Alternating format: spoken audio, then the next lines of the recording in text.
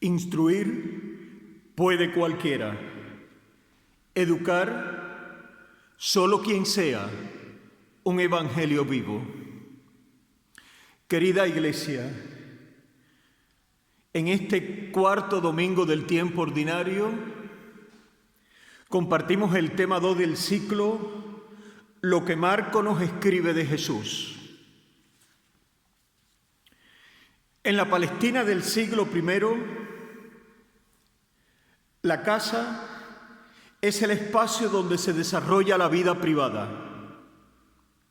Las puertas de la ciudad, el sitio donde tiene lugar la vida pública. Pero la sinagoga es ese espacio para hacer oraciones públicas. Jesús, nos cuenta Marcos, que se hace presente en estos 3 lugares, en Cafarnaúm. Y los cristianos no tenemos por qué olvidar que Jesús es un judío creyente y que no siempre estará en los lugares desiertos, orando o separándose de la gente que le persigue insistentemente, sino que en muchas ocasiones usará a los pueblos y a una ciudad para tener un ministerio público. Así que cuando Marcos nos cuenta con detalles estos lugares y estas circunstancias donde se manifiesta Jesús, no es algo que hace de manera inocente, sino que tendrá un significado peculiar. Nos podríamos preguntar en esta mañana qué está haciendo Jesús en la sinagoga de Cafarnaúm, un sábado. Pues proclamar el Evangelio sería nuestra respuesta más sencilla. Y proclamar el Evangelio está ligado a la acción de predicar las buenas noticias. Pero en la sinagoga Jesús hace 2 cosas. Enseña y tiene lugar un acto de poder, un exorcismo. En el versículo 27 del texto de esta mañana, vemos cómo estas 2 ideas se pueden sintetizar en una de las preguntas que está haciendo uno de los presentes. La cronología del texto nos hace seguir una ruta por la ciudad. Si seguimos leyendo en el capítulo 1, vemos que primeramente actúa en la sinagoga, luego irá a una casa y finalmente se presentará en la puerta de la ciudad. Y en todos estos espacios urbanos expulsa demonios y cura a enfermos.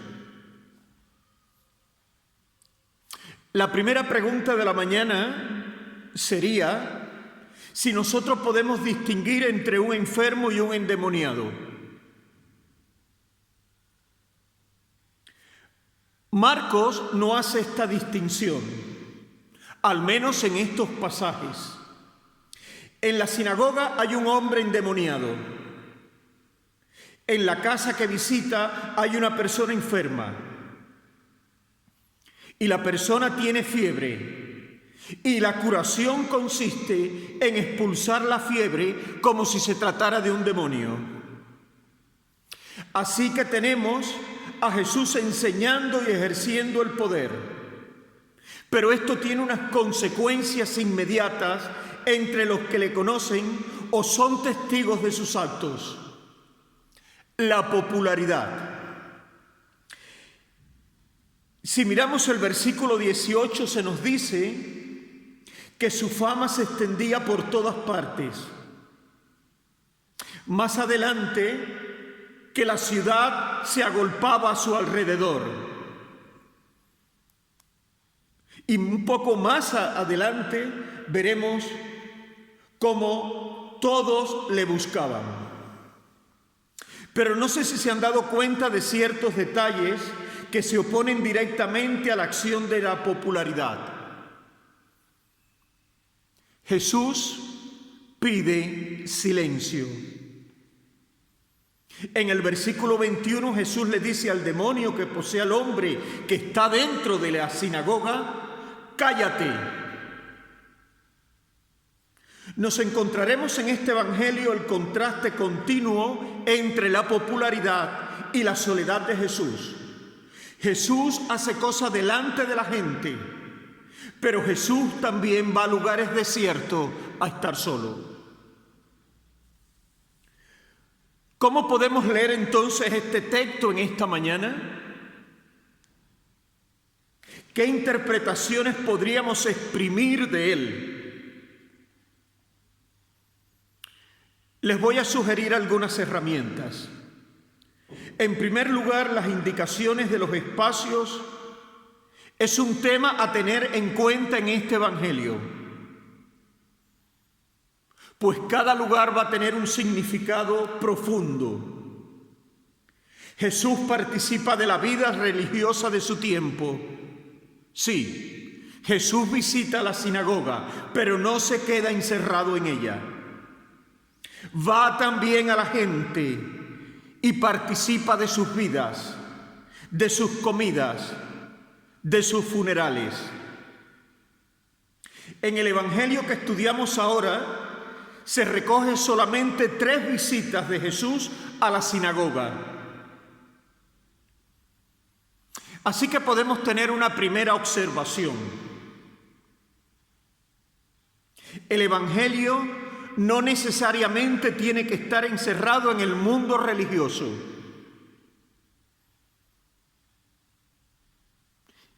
Esto nos lo confirma el hecho de la repetición constante de la idea de que el reino de Dios está cerca. Otro asunto a tener en consideración sería la autoridad de Jesús a la hora de enseñar. Y la segunda pregunta de la mañana sería: ¿por qué Jesús es novedoso al enseñar? No sé si mientras leíamos el texto se han hecho esta pregunta. ¿Acaso lo que está enseñando es nuevo? En realidad, Marcos no nos da muchos detalles. Sencillamente nos describe que sus palabras tenían poder y nos los cuenta a través de las opiniones de los oyentes.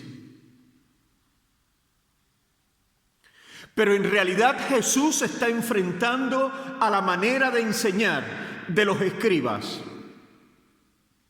Y los escribas sabemos que eran los profesionales de la enseñanza de las Escrituras. Eran los profesionales de la interpretación de la ley en Israel. Pero el pueblo sabe que lo que en realidad hacen es repetir una y otra vez la tradición. Enseñan lo que siempre se ha aceptado. En realidad Jesús no tiene título ni carta de recomendación alguna para enseñar en la sinagoga. Pero al menos aquí y ahora, cuando habla a sus oyentes, estos reconocen que tiene autoridad y que la autoridad le viene de arriba, que es como nosotros diríamos, viene del Señor Dios.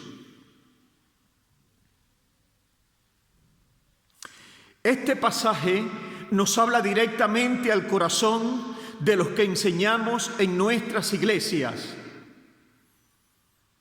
y a la vez nos invita a hacernos preguntas. Los discípulos somos los que nos hacemos preguntas. ¿Somos como los escribas que repiten una lección bien aprendida? ¿O somos testigos de las cosas que el Señor Dios está haciendo a nuestro alrededor y con nosotros? Cuando queremos compartir nuestro conocimiento, ¿le pedimos al Espíritu de Dios que nos guíe? ¿O somos de esas personas que confiamos plenamente en nuestras habilidades y dones de palabras?